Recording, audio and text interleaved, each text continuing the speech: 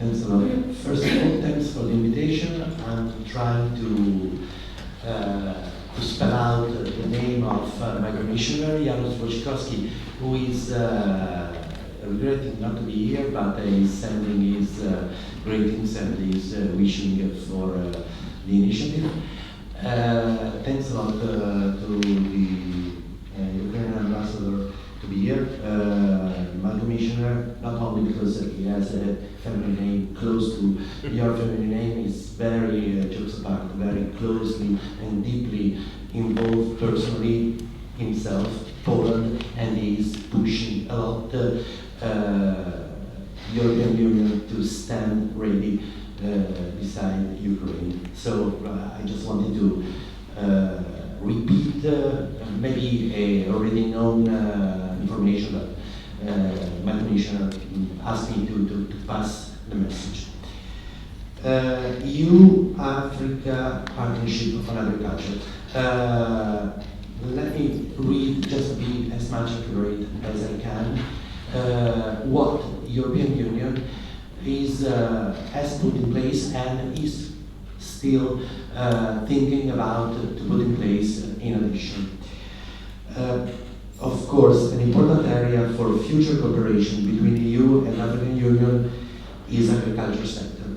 600 million euro to counter the effects of the food crisis in the most vulnerable countries in Africa, the Caribbean and the Pacific, and 225 million for the Middle East and North Africa, as part of its 7.7 billion contribution to the Team Europe package until 2024, which will further increase with support from our member states and the European financial institutions like the European Investment Bank and the European Bank of Reconstruction and Development.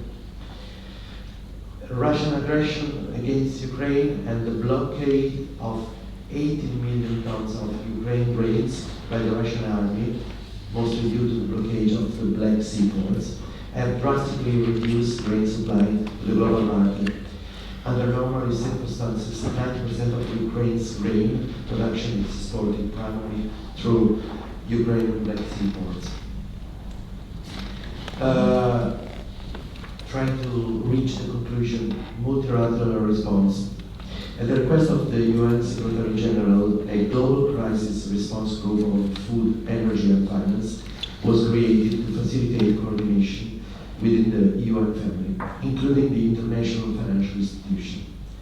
There are so far 3 analytic reports launched 13 April, 8 June and 3 August, highlight the interconnectedness of raising food prices, rising energy prices, and tightening financial conditions. In particular, they warn that the food price could turn into a food availability crisis in 2023, a potential spillover effect affecting the production of a wide range of agricultural commodities. In their last brief, focusing the energy crisis, they described the increasing turmoil on energy markets, pricing out developing countries and leading the growing social discontent. They call on the international community to ensure that the crisis is managed in a way consistent with the Paris Agreement target of not exceeding the rise of 1.5 degrees above the pre-industrial temperature. In addition, and I'm going to the end, the UN Food and Agriculture Organization adopted a decision condemning the Russian invasion of Ukraine and proposed the food import financing facility with a prospective funding need between 1.5 and 25 billion US dollars.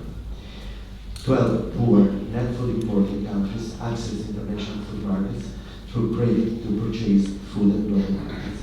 Beneficiary countries would commit to investing in sustainable agricultural productivity, thereby reducing their future food import needs. On May 18, the United States hosted in New York a ministerial level meeting, Global Food Security Call to Action, to mobilize action around key objectives to address and mitigate the worst impact of the global food security crisis around the proposed roadmap. Nation side event on food security during the United Nations General Assembly is one of the steps that we are taking. Just to be, as His Excellency the Ambassador mentioned, being united and being united in action. Thanks a lot, and fully available if you have any request of further details. I will be happy to try to reply to your questions. Thanks a lot.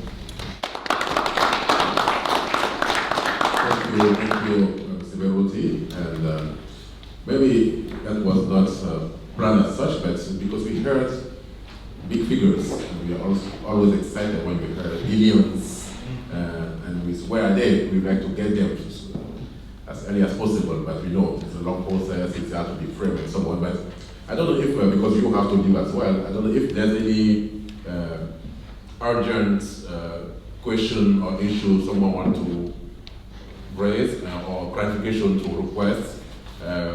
Or if I may add, I will be fully available on my email address to get in touch bilaterally with you. Any of you will be interested in find something more in terms of details about what I rapidly scroll.